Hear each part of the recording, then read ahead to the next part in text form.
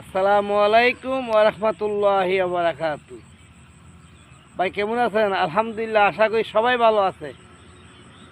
আলহামদুলিল্লাহ, আপনার দোয়া আমিও ভালো আছি।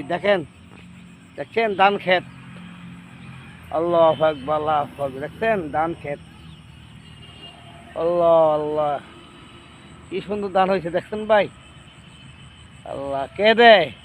লা ইলাহা ইল্লাল্লাহু মুহাম্মাদুর রাসূলুল্লাহ। লা ইলাহা ইল্লাল্লাহ। বুঝছেন ভাই, আমাদের এখানে বন্যা হয়ে গেছে। ও গুমুতের আইল ছুটি গেছিল, এখানে আপনার বহুত মানুষ কষ্ট পাইছে, বুঝছেন। তো আল্লাহ সুবহানাহু ওয়া তাআলা এই ধান দিছে, ভালো ধান হয়ে দিছে। দেখছেন খেতে ধান। আল্লাহু আকবার, আল্লাহু আকবার।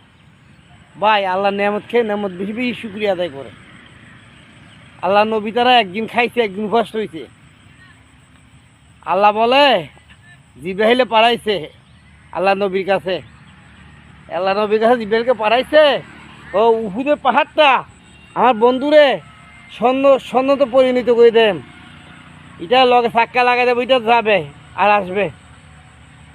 আমার বন্ধু এত কষ্টের দরকার নাই। তো আল্লাহর নবী বলে আমার এত সুখের দরকার নাই। জিব্রাইলকে বলে আমার এত সুখের দরকার নাই।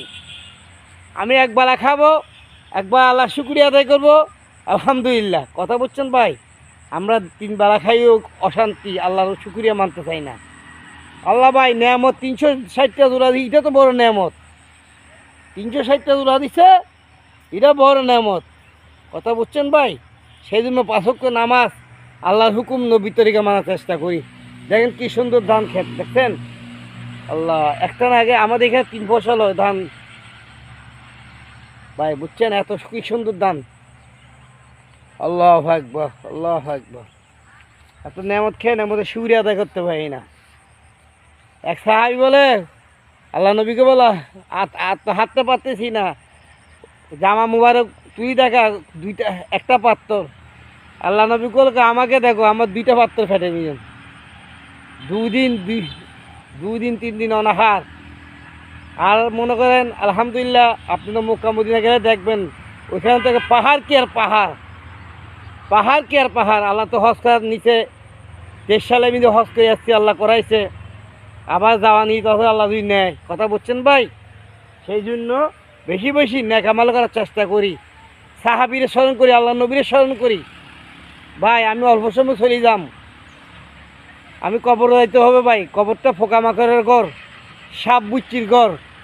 কবরে বলে আমার কাছে আসলে ইমান নিয়ে এসো, আমল নিয়ে এসো। কথা বুঝছেন ভাই। ইমান আমল ছাড়া গেলে কবর অসুস্থ হয়ে যাবে। নিচের মাটি উপরে উঠবে, আর উপরের মাটি নিচে নামবে। চাপ চাপ দিয়ে কলিজা শুধু ফান ফান করে ফেলবে, হাড় গুঁড়া গুঁড়া করে দিবে। হাড় এ হাড় টুকরো টুকরো হয়ে যায় ভাই। আল্লাহর ভয় নাই, আমরা ভয় করি ভাই। বেশি বেশি নাকামাল করে চেষ্টা করি। সাহাবীরা কত কষ্ট ভাই, কত কষ্ট করতে ভাই দিনে দিনে। সেই জন্য আমার ধরে রাখতে হবে ভাই, বুঝছেন। সাহাবীরা একবেলা খাইছে, একবেলা খাই নাই। আল্লাহু আকবার, আল্লাহু আকবার। নবীরা কত কষ্ট করাইছে। 1,24,000 পয়গাম্বর ভরাইছে, 2,24,000 পয়গাম্বর ভরাইছে, নবী রাসূল ভরাইছে এই দিনের দাওয়াতের জন্য ভাই। তবলিগ কিয়ামত পর্যন্ত চলবে, তবলিগের কাম। আমি থাকবো না। আল্লাহু আকবার, আল্লাহু আকবার। আর তবলিগে না গেলে আপনি কিছু জানবেন না। 4 মাস লাগান, 4 মাস না লাগে এই কাম শিখতে হবে।